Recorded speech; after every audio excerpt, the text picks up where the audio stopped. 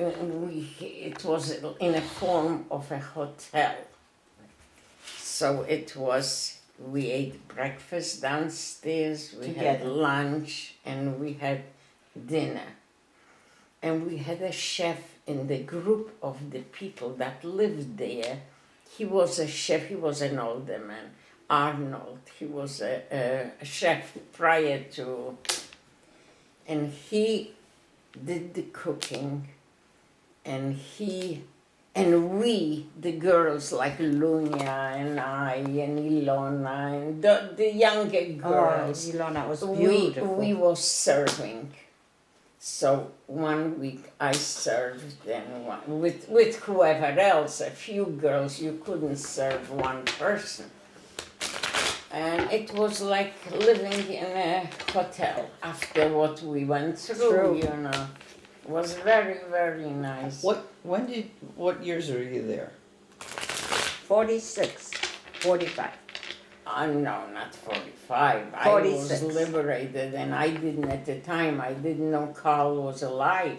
Oh. Somebody came and told Carl was her brother. He told me, but we were sitting. We were a group in Bergen-Belsen. We were a group of women that lived in one room, like we were about 8 or 10 girls.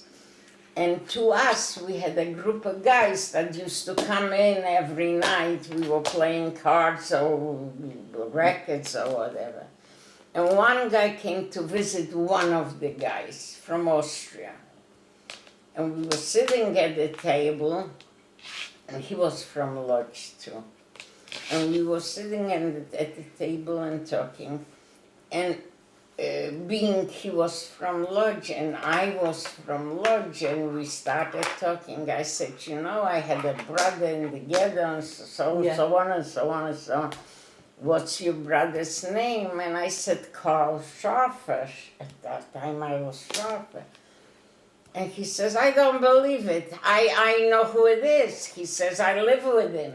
Oh my God. So when he went back, my brother knew of me already, so he called me, he came to pick me up.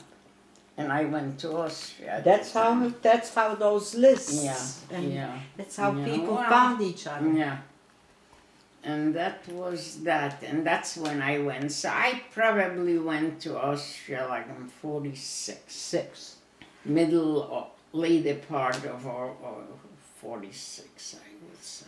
This is, you know, Ziggy found Halina's uncle. He went to Germany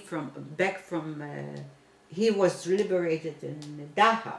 Then he came to Austria to look for his uncle, and he went back to Germany. And he came across an elderly man. At that time, if he was 35, 40, he was elderly. Yeah. And he said, I had this niece, and he described her. She was short, she had dark hair and all this. And Ziggy had Halina's picture. She was giving out pictures. And as he was describing her, Ziggy said, by some chance, he took out Halina's picture. He said, would that be her? That girl.